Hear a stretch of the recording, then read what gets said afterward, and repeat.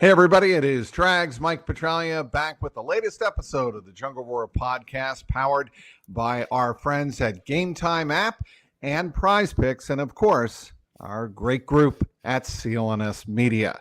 Joining me here on the day before 2024 Bengals training camp officially opens is the one and only Jay Morrison of Pro Football Network. Does an awesome job, of course, covering the Cincinnati Bengals and all things related in terms of the National Football League. It is my pleasure to welcome Jay back to this episode of Jungle Roar. Are you rested and ready to go for training camp, Jay Morrison? Ready? Yes. Rested? I'm not so sure. Sometimes those few weeks off, it takes a little while to recover. But yeah, I'm ready to get out there and cover some actual football as opposed to what the offseason is, where you're just looking for things to write about. Or topics about certain quarterbacks' haircuts and how they're colored coming into training camp.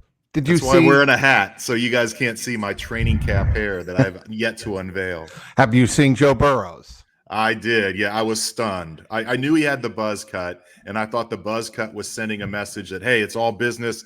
I don't want to talk about my hair. He kind of got teased a little bit about his hair on the Pardon My Take podcast, and so I thought he's going to show up with that buzz cut, and then the bleach blonde dye just kind of shoots that theory down. I honestly thought maybe he might show up in a hat today just to kind of keep the mystery going a little bit, but no, he's out there, and it's a look, that's for sure.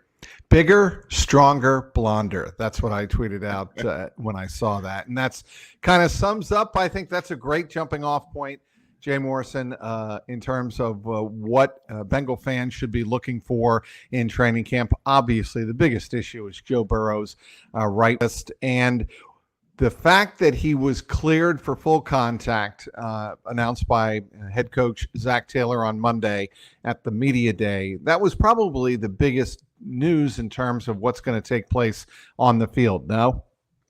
Yeah, I mean, in some regards, it's moot. There is no contact in training camp, and even if there is, even if they're thumping, no one's getting anywhere near the quarterback. So that part of it, I don't know, but it led into the question about playing in the preseason, and there is contact in the preseason, right. And Zach said his intent is to play him in those preseason games. So I think that was welcome news for everybody, because there was still lingering questions. He was not throwing with full velocity in minicamp, and he was taking days off in OTAs, and that, you know, quarterbacks never had that injury before, and there was questions about where is that risk exactly, and the fact that even though he's not going to undergo contact in training camp, the fact that he's cleared for full contact leads you to believe that risk is just about 100%. Yeah, and that is, you know, and I wrote this for CLNSCincy.com. The fact that the Bengals made an issue of it and actually announced that he was means to me that if he needs to take a day off, one or two, whatever, because his wrist is barking up a little bit, it sends a signal that he's not going to miss any meaningful reps come the joint practices, and indeed if he plays in the preseason. That's the signal it sends to me. I think that's the signal it sends to the rest of the team that he is good to go. Yeah, I thought there was a lot of signals sent yesterday. It wasn't the cliche answers. There was some news broken. Duke was very clear about some things. And then the Burrow thing, like, I do think it sends a signal, but I think it's also, you know, Zach said, it's just being proactive, and they're going to give him rest days. But you remember last year when he got hurt and he was out, and we were all talking and writing about how valuable those reps were for Jake Browning because Burrow was hurt in training camp, and he got all those reps with the first team. Right. So I think, yeah, you want to give him a rest day, and you want to give Jake Browning a day to run with nothing but the ones here and there. That can pay dividends down the road. So I think it's a win-win all the way around. In terms of some of the other news that took place on Monday, your thoughts on what Duke Tobin said about Jamar Chase. And I found it interesting, Jay, that he said, I regard Jamar Chase as Jamar Chase, an individual, a very extremely talented football player. But he made an effort, I thought, to humanize Jamar Chase and everybody on the roster. What did you make of that? Yeah, I think that was part of it. And I think part of it, too, is he he didn't want to answer the question about where the market stood. So he's like, I see him as Jamar. I don't see him as a wide receiver. It doesn't matter what the other wide receivers are making. But, Mike Brown said it does. That he said apparently that what other receivers are making impacts what Jamar and his team want. And of course it does. He's going to want to be the highest paid player in the league, or the highest paid wide receiver in the league. I thought it was encouraging that they're working towards it. I get it. The Bengals would probably like to get it done. Well, they said they would. They said they'd like to get it done sooner rather than later, but I don't see it happening. I mean, it makes no sense for Jamar to sign it right now. Yeah, the security, but he's already got $21.8 million guaranteed next year. That's security in a lot of regards. So, yeah, I can see him going out, having another Pro Bowl season, maybe an All-Pro season. His value is only going to go up. Nothing he can do this year is going to decrease his value. It's only going to go in one direction. And I see this playing out into 2025 and possibly well into 2025. There's going to be guaranteed money that's going to be haggled over, and I don't know if it's going to be a contentious negotiation, but I think it's going to be a prolonged one. I think it's going to get done, but I don't think it's going to be the quiet, nobody says anything deal that we saw with Joe Burrow and the Bengals, where everybody kept it close to the vest. Jamar likes to talk, and Jamar is honest to a fault. He absolutely and does. I think as this thing drags on, we're going to hear from Jamar's side.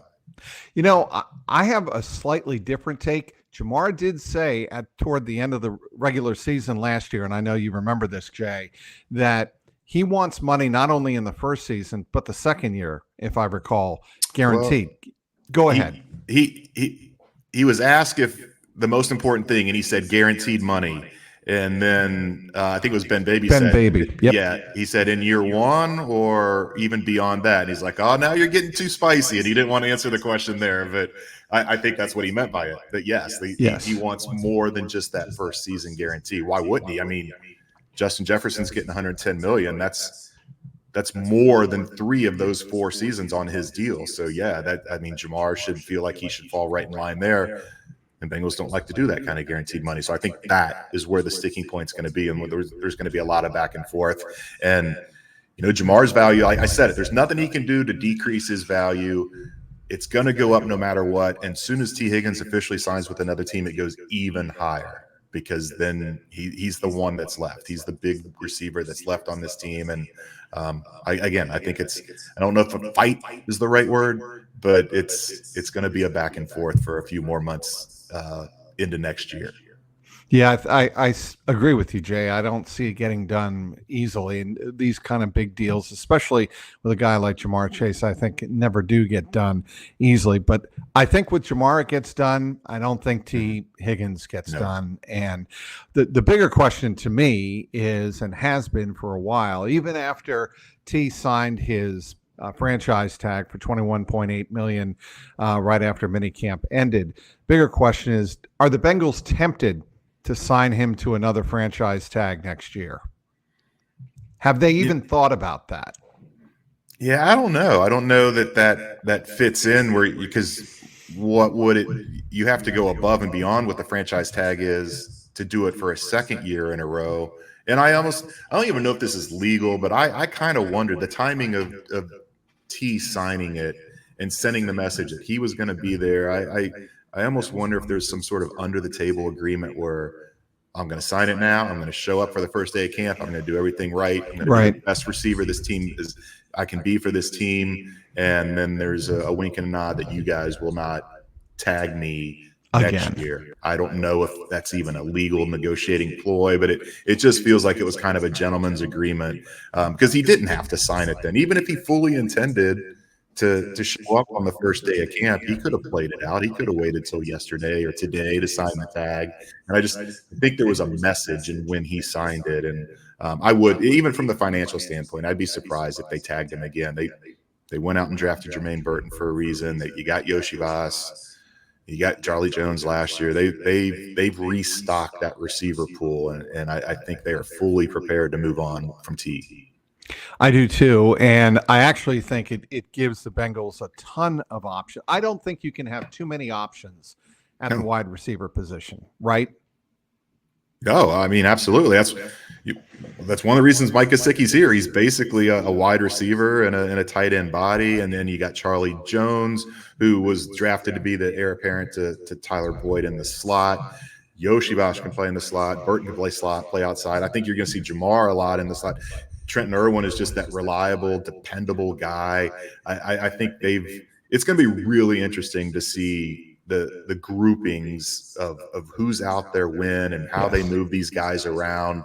And I don't know how they have enough time to practice all the possibilities that they can come up with these guys. It's going to be a lot of fun to watch. And then you throw in the rookie tight ends who are going to be a big part of this. I know Eric All's on NFI right now, but those guys are in the mix too.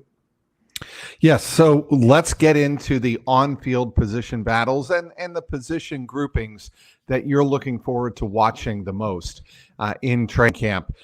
What sticks out? What's the number one position battle you're looking for? Is it the cornerback battle? Is that the number one battle you're looking forward to watching unfold the most?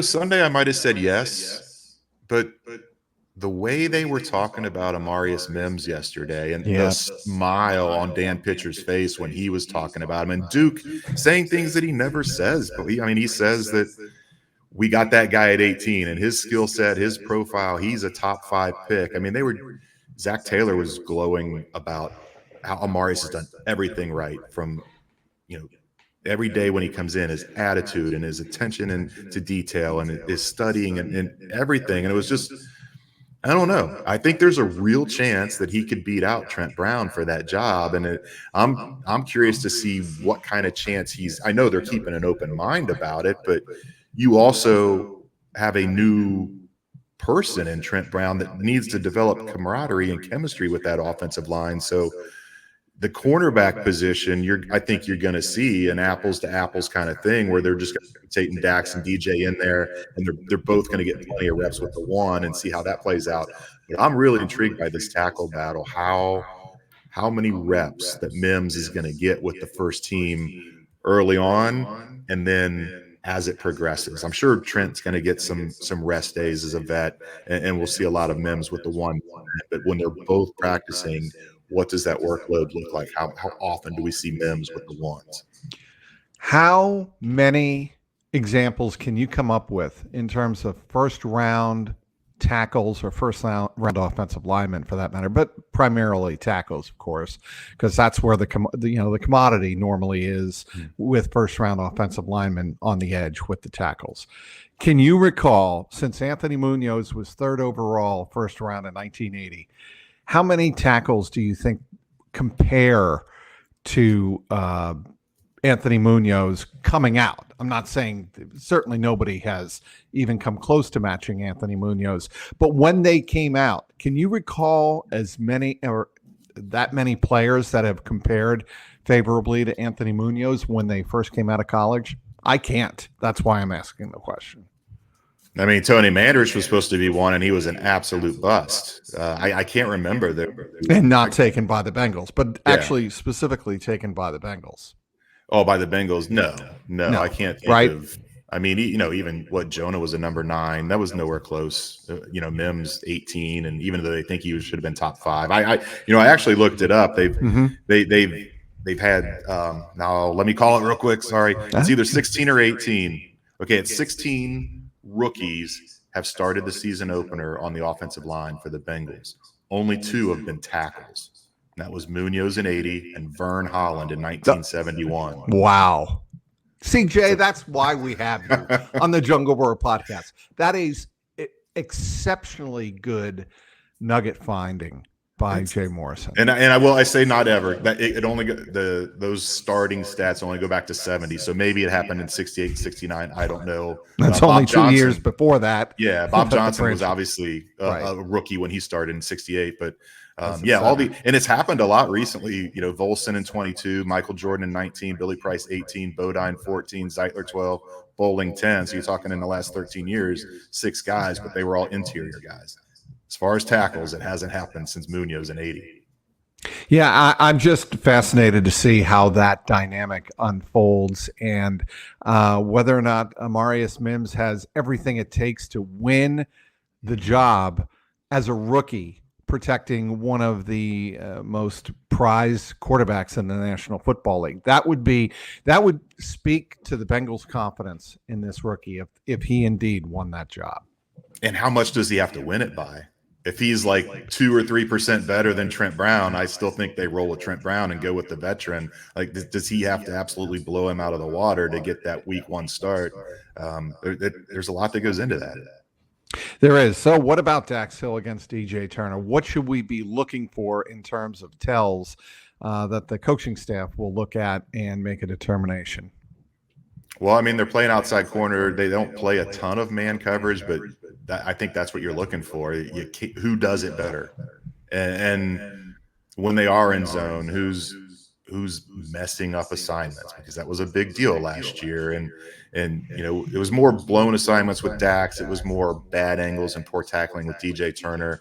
I think there's a lot to look at there. I think the tell is going to be who starts getting more of those snaps with the ones. Like I said, is it going to be one period it's Dax, one period it's DJ, or is it going to be one day it's Dax, the next day it's DJ? I don't know how they're going to split that up. I think Dax is going to win it. I do.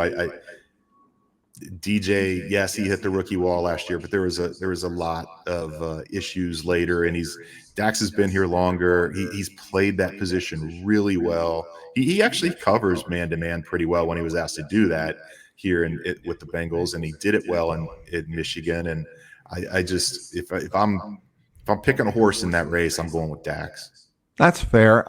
Josh Newton, this is a fascinating rookie because I know the Bengals are high on his athletic ability. His athleticism is through the roof. Did really well. I believe a 4.3 in the 40. Very, very fast.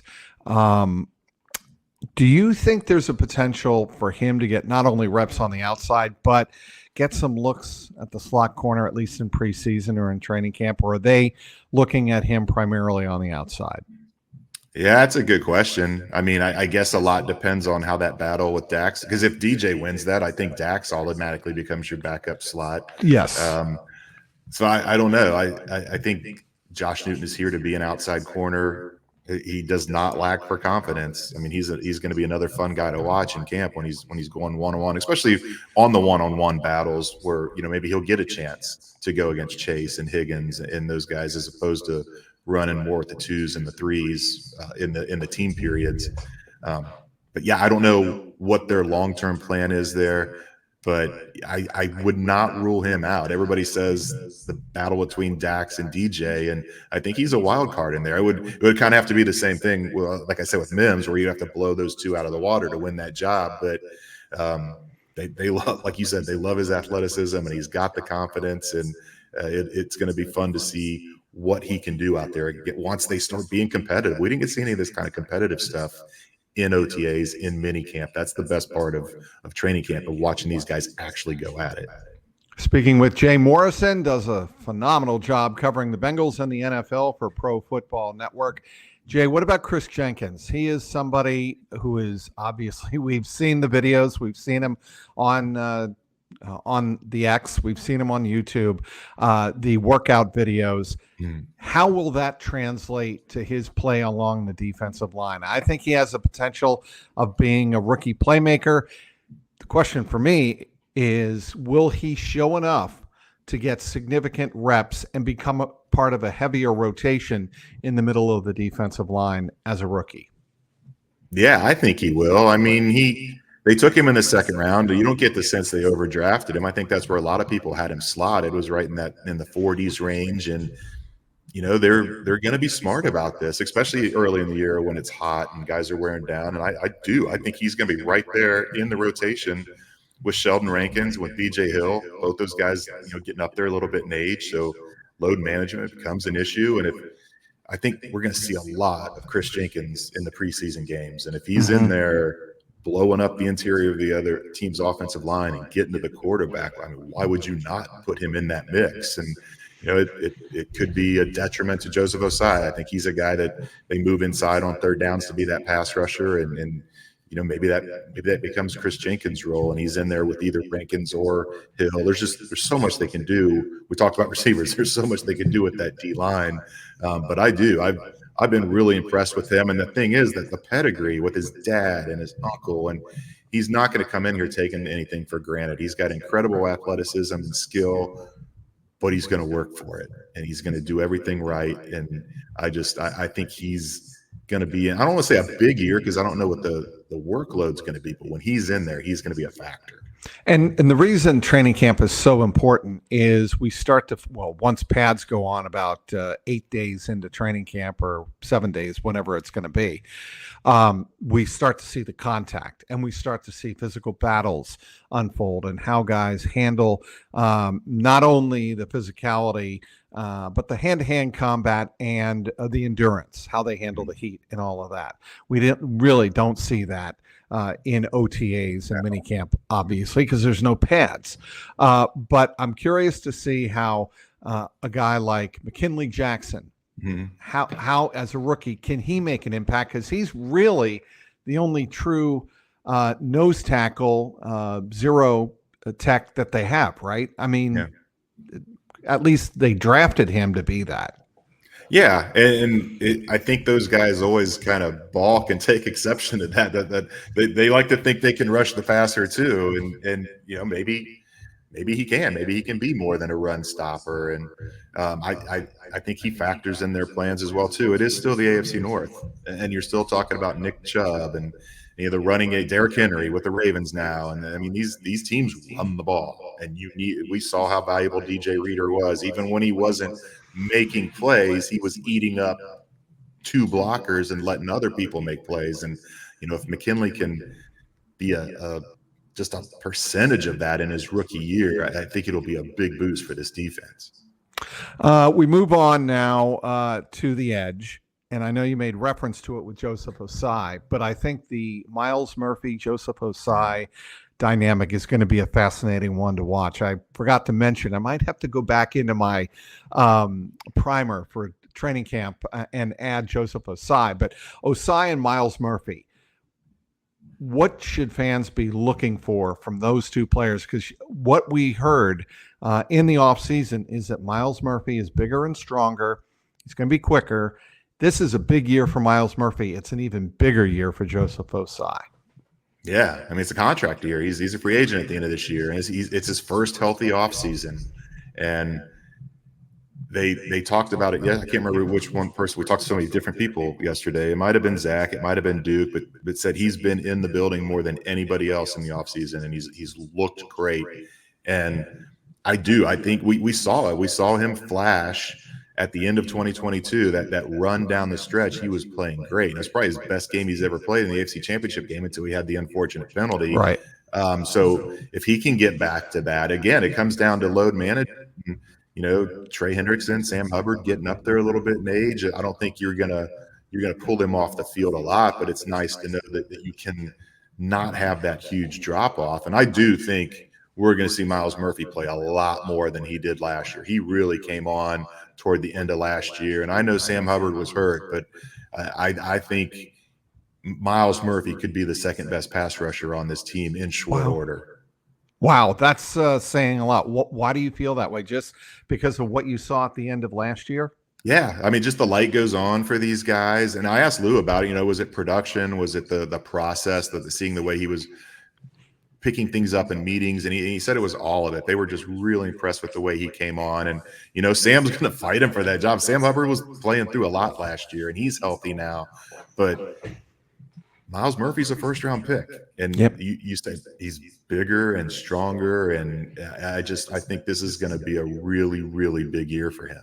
I think it's a great sign that a first-round pick like that went out and got bigger and stronger in the offseason. And the reason I say that is because it shows a commitment, a desire to be better than just your first-round status on paper.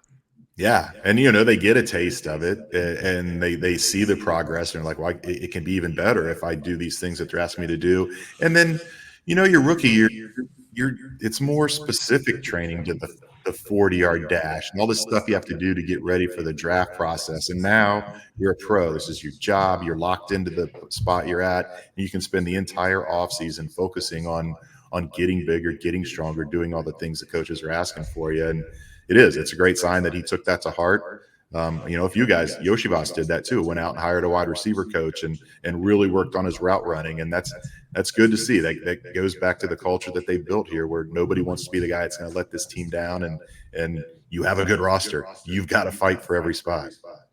Can Austin McNamara, the big-footed kicker punter out of Texas Tech, can he give Brad Robbins a run his money at punter? I think he will. I think it's going to be really. People have asked me for my favorite position battles, and punter's right up there. Yeah. I don't think it's going to be a lesser of two evils thing where we're like, well, we got to pick one of them. I think those two guys are going to put on a show, and they're going to make it really hard on them. And I talked to Darren about it. It's like, as good as Evan McPherson is, that guy's had to deal with a different holder every single year. And how beneficial would it be if Brad Robbins is back and you've got that same battery together? That was something that they had for such a long time here with Clark Harris and Kevin Huber. And now it's just been this constant overturn at punter. We'll see. Darren said he was really impressed with what Brad Robbins did in the offseason. But he also said last year that he was great in practice, and it just didn't translate into games. So that's going to be one where, it's going to be fun to watch in training camp and time the hang time and see who's doing the best directional kicking and the distance and all that. But that's where the preseason games are really going to tell which one of those guys is going to win that job. When people ask me what's the biggest unknown about training camp this year, I have an immediate answer, and that is how the new kickoff rules will apply and how Darren Simmons will approach it. I really have no idea. And maybe I should, but I don't have a good sense of how the return game is going to be different, if Charlie Jones's role is going to be different. How about Travion Williams and Chris Evans, both of whom I believe are in contract years. Travion Evans is in a perpetual contract year, but Chris Evans, drafted in 21, he's coming up on a big season if he indeed makes the roster out of training camp. I have no idea how the special teams is going to look in terms of the new kickoff rules. Do you? No, I don't think Darren does either. I think it's going to be in flux for most of the season, and that's how Chris Evans is going to make this team as a kick returner. They haven't seen enough from him in the receiving game or in the running back game, right? I think that's been assumed. Well, I've assumed that for the last couple of years that's the only way Chris Evans makes the roster. Yeah. They were hopeful last year he could be that third down back, but you're going to need two kick returners. I think Charlie Jones is going to be the guy. And Darren talked about this yesterday, where he thinks the kickoff returns are going to look a lot like punt returns, just by the spacing and how fast the defense or the coverage team is on you. And Charlie, he had that 81-yard touchdown in week 2, and he breaks the thumb in week 3. So it kind of derailed his season. I think we're still high on what he can do as a punt returner. And I think he's probably the leading candidate to do that job. And it would just make sense. It would translate that he's probably going to be the leading candidate to be the kick returner too. You're going to need two. You're going to want one on both sides of the field. The big question, the variable comes in is, what if he wins that number 3 job? He's your primary slot. Then do they still feel comfortable putting him back there for all those special team snaps too? But I would expect that Charlie Jones is going to lead this team in kick returns and punt returns this year. I also think it gives him a chance to stay sharp if indeed, let's say, Trenton Irwin is your third receiver, or obviously Jamar and T. If Jermaine Burton wins that third receiver job, I'm fascinated to see how the receiver job dominoes into the special teams, because I think it will. Absolutely, and because if he's your main returner, then he's active on game day, and that means Irwin, somebody's going to be inactive. And then when they go 5 wide, he gets to go in there, or if there is an injury, he gets to step in and kind of prove himself some more as a receiver. So, yeah, there's so many different ways that the return game is going to ripple into the receiving room and the offensive game plan. Top 10. It's on my top 10 things to look for. How the Jay Morrison sitting stool looks on the training camp fields. Are you excited to debut this on Wednesday? I am. Paul Daner actually went out and bought one too. So I don't know this. Yes, I can't wait. It's I've not used it yet to actually sit on. I took it to a couple practices for OTAs, but just the weather was nice, or I just didn't feel like breaking it out and sitting on it. But I cannot wait to see it Wednesday. And you're going to make me jealous, and then I'm going to be like, screw it. I'm just going to go out and buy one myself. They're like $25 on Amazon. And if you guys don't know, it's like the size of a Frisbee, but it's thicker. It's more like the thickness of a Roomba. And then it just twists and opens up to anywhere from 1 inch to 36 inches. And it's a very convenient, very light little stool. It's plastic, so nobody's going to balk if we're sitting on the sidelines on a stool. It's not metal. Nobody's going to get hurt. And it does for the long, hot days. It's going to be very nice to I mean, we can always sit down, but at our age, sometimes it's hard to get up when you're actually sitting on the ground. I do know this, Jay. Thank you. I do know this. By the way, a couple of notes.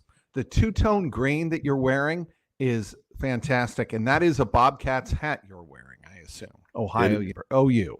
It is an OU hat, and then in honor of the Olympics, I have a Paris, France shirt on. Very nicely done. I'm ready. I love the Olympics. You do? Yes. I like them. Right now, I'm on information overload, so I think, because my older daughter was a swimmer, a competitive swimmer, and a rower at Miami. I had to throw that in there to counter your OU. But she's a big swimmer, so I watched the swimming activity in the Olympics, all the swim races, men's and women's. And then I get track and field. Certainly, I'll watch some track and field. But I don't know. Beyond that, we'll see what I can fit in my brain, because I'm literally, Jay, there is so much right now on my plate. I don't want to get overloaded. Everything I take in, I want to be able to take in and digest. That's the way I feel. Yeah. And I mean, they're long, hot days at training camp. Sometimes you come home and you're ready to go to bed at 8 or 8:30. You're not going to stay up till 11 to watch all the Olympics. I'll tell you what I do to unwind. I watch The Office. The lovely Deborah Ann knows this. If I need to completely zone out and unwind, I will watch The Office. I did find it interesting that Zach Taylor was watching Hard Knocks, or takes in Hard Knocks, New York Giants off season. Have you watched that? I watched the first episode. I thought it was really good, and then I went on vacation. I haven't had time. I also thought Receiver. I watched the first episode of Receiver on Netflix, and I thought it was fantastic. Okay, I've always been a George Kittle fan, but he was like the focus of that first episode, and it was incredible. So yeah, both of those are really good, and everybody we talked to yesterday seemed pretty excited that the Bengals are going to be on Hard Knocks for the divisional, the mid-in-season Hard Knocks, and I'm looking forward to that as well. Even if it means more work, we're going to have to watch it every Tuesday night and write off of it. But I think it's going to be fascinating to see an entire division broken down the way at Hard Knocks. I've loved Hard Knocks since it came out. I just love their storytelling and the unique angles and everything. And I'm really looking forward to it. I also think it's important and significant that Zach Taylor embraces it, because I think it sends a message to his team. Don't be irresponsible, of course. Don't be giving away plays, but embrace the opportunity to be in the national spotlight, because that's, if we go where we want to go, we want to be in the national spotlight all the time. Enjoy it, soak it up, have fun with it. And I think that's why, I believe he was asked yesterday about it. He was like, I love it. I love being on Hard Knocks. I think it's good for the organization. And I think it sends the right message in terms of don't be afraid of it, embrace it. Yeah, I mean, he said that we expect to have a really good season. Why wouldn't we want people to see that? And then he said, too, the personality side. He's like, we've got some really interesting personalities and characters on this team. I think it's going to be great for them to showcase that. So, even Mike Brown, he said, oh, nobody says, yay, we're going to be on Hard Knocks. Hot dog. But, yeah, hot dog. But you do. And what he said is true, because I wasn't covering the team the first time they were on, but in 13 when they were on, is like, holy crap, there's a lot of cameras. And then a couple of days in, they just blend into the background. You hardly ever notice them. Right. Well, he is Jay Morrison, hot dog. He does a great job covering the Cincinnati Bengals. Be sure to follow all of his great work on Pro Football Network. He'll have the Bengals covered wall to wall, that's for sure, starting Wednesday with training. Actually, already did with Media Day on Monday, but starting Wednesday, as will I, on CLNSCincy.com. We'll have Bengals training camp coverage day in, day out, night in, night out.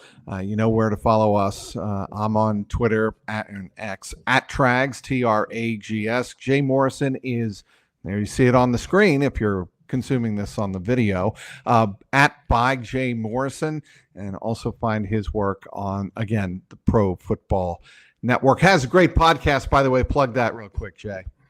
Yeah, I do the PFN podcast with Dallas Robinson. We do that once a week. And then I have the Growler podcast with Paul Danner Jr., which is another once a week one, although we are going to do little daily hits on our stools after practice every day at camp. I cannot wait to consume those.